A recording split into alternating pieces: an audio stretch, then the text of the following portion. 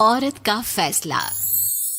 नैतिक मूल्यों से ये कहानी भले ही आपको इंसाफ करती ना दिखे, लेकिन जिम्मेदारियों की नजर से देखेंगे तो शायद कुछ समझ में आए। ये क्या है बहू, सुबह से घर का काम करती रहती है, फिर ऑफिस जाती है और बच्चों में लगी रहती है। अरे ऑफिस क्यों नहीं छोड़ देती, या फिर घर के लिए कोई नौकरानी रख ले। कैसी बात कर रही है माँ? जानती तो है ना अभी इनके ऊपर कितना लोन है। थोड़ा ही सही मदद कर देती हूँ तो अच्छा लगता है, और अभी उनको मेरे पैसे की जरूरत भी तो है। सुधा चंदर को बचपन से प्यार करती थी। एक ही मोहल्ले में खेल कूद कर बड़े हुए दोनों। जहाँ सुधा संपन्न परिवार से थी तो वहीं चंदर का परिवार आर्थिक परेशानियों से जूझता ही रहा। लेकिन सुधा की जिद के आगे किसी की नहीं चली। सुधा, कल ऑफिस जल्दी जाना है और 2 दिन के लिए गुजरात ऑफिस के काम से भी जाना होगा। अरे कैसी बात कर रहा है बेटा, बहू को अगले महीने बच्चा होने वाला है, इस वक्त तो उसके साथ रहे। अरे कोई बात नहीं ना माँ, उनको जरूरी काम होगा, वरना मेरा चंदर ऐसे वक्त में मुझे छोड़कर कभी नहीं जाता। चंदर सुबह घर से निकलता तो आधी रात को घर में घुसता, वो भी शराब के नशे में। चंदर की माँ उसे खूब समझाती। अरे माँ, देख रही हो ना कितना कर्जा है सर पर, काम करना पड़ता है। दिन रात काम नहीं करूँगा तो घर कैसे चलेगा। अरे लेकिन बहू को भी तो देख लिया कर, इस हालत में भी घर का बाहर का सारा काम करती है। चंदर तो जैसे माँ की बात सुनकर भी अनसुना कर देता है। ऑफिस के बाद चंदर का फोन माँ के पास आता है। माँ, वो ऑफिस के काम से आज रात के लिए पास के शहर के ऑफिस जाना पड़ रहा है, कल सुबह आ जाऊंगा। सुधा रात को कमरे में सो रही होती है कि उसके पेट में दर्द होता है। सुधा चंदर को वीडियो कॉल करती है। इनको फोन कर लो, शायद कुछ आराम मिले।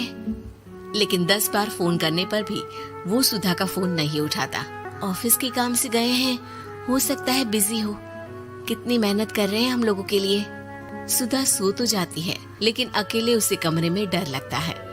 अगले रोज चंदर घर आता है, जहाँ सुधा ऑफिस जाने के लिए तैयार हो रही थी। तुम आज भी ऑफिस जाओगे?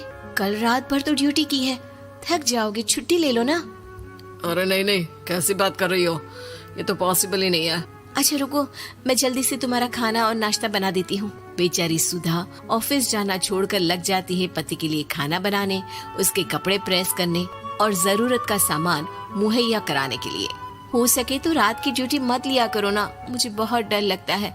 अरे यार क्या है, तुम तो ऐसे बिहेव कर रही हो कि तुम ही अकेली हो जिसे बच्चा होने वाला है। इतने लोगों के पति जो काम के सिलसिले में बाहर होते हैं, उनका क्या? सुधा को चंदर के मुंह से ये बातें अजीब लगती है। अरे हुआ क्या है तुमको? पहले तो तुम मेरा कितना ख्याल रखते थे, मेरे पास रहते थे, मेरी दवा से लेकर खाने पीने तक का सारा ख्याल। और अब इस बार तो तुम एक दफा भी मेरे साथ डॉक्टर के पास नहीं आए, क्यों? अरे पागल हो गई हो क्या? पागल वाली बात कर रही हो। काम धंधा देखो या फिर तुम्हें लेकर टहलता फिरूं। और मुझे शुक्रवार की रात को काम से निकलना है, सोमवार आऊंगा। सुधा को समझ में नहीं आता कि क्यों अचानक से चंदर को फील्ड का काम मिल गया है। लेकिन एक दिन, सुधा, मैं और चंदर जरा एक रिश्तेदार के घर जा रहे हैं, तुम भी तैयार हो जाओ, घर में अकेली कैसी रहोगी। अरे नहीं नहीं, इस हालत में इसे लेकर जाना ठीक नहीं है। अरे लेकिन मैं ऑफिस भी तो जाती हूँ, फिर घर में अकेले। चंदर उसकी कोई बात नहीं सुनता। वो सीधा कार निकाल कर माँ को लेकर चला जाता है। सुधा घर के काम में लग जाती है कि अचानक उसकी नजर चंदर के बैग पर पड़ती है, जिसमें एक कागज दिखाई देता है। इनकी कागज भी ना इधर उधर फैले होते हैं, एक भी खो जाएगा तो बवाल करेंगे। लेकिन जैसे ही सुधा वो कागज खोलकर देखती है तो वो सदमे में आ जाती है। दरअसल वो कागज नहीं, बल्कि चंदर और उसके ऑफिस में काम करने वाली लड़की चांदनी की गोवा की टिकट होती है। सुधा चंदर के बैग को खोलकर देखती है तो उसे होटल के बिल से लेकर महंगे गिफ्ट्स और दूसरे शहरों के टिकट मिलते हैं। सुधा को समझते देर नहीं लगती कि उसका पति किसी और लड़की के साथ है। चंदर के आने पर सुधा उससे बात करती है। अरे नहीं नहीं, ऐसा कुछ नहीं है, तुमको गलत फहमी हो गई है। लेकिन जब सुधा के सवाल तीखे हो जाते हैं तो चंदर को अपनी गलती माननी पड़ती है और वो सुधा से माफी मांग लेता है। सुधा फैसला कर लेती है कि वो चंदर को छोड़ देगी। बच्चे और सामान को लेकर वो घर से निकल ही रही होती है कि सास उसे रोकती है। कहाँ जाएगी बेटा, रुक जा। चंदर को सुधा का जाना खल नहीं रहा था। वो झूठे मुंह भी उसे रोकने की कोशिश ही नहीं कर रहा था। सुधा चंदर को देखती है और मायके चली जाती है। मायके में माँ कहती है, अरे आज से कैसे घर छोड़कर आ गई? कौन सा चंदर तुझे छोड़ रहा था? माफी तो मांग ली थी ना। देखो बेटा, बेटी डोली में जाती है और अर्थी में ही निकलती है। पर पापा, मेरा आत्मसम्मान, उसका क्या? आपने मुझे पढ़ाया लिखाया है, इस लायक बनाया कि मैं खुद का खर्चा उठा सकूं, बेटी को पढ़ा सकूं, एक अच्छा जीवन पाऊं।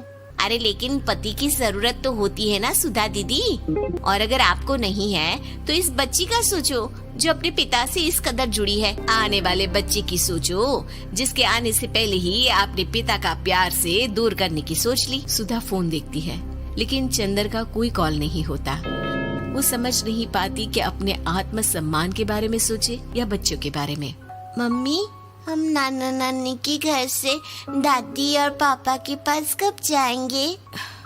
नहीं जाएंगे बेटा, अब यहीं रहेंगे। नहीं मम्मी, मैं पापा के पास जाऊंगी, मुझे दादी के साथ रहना है। और मेरे साथ?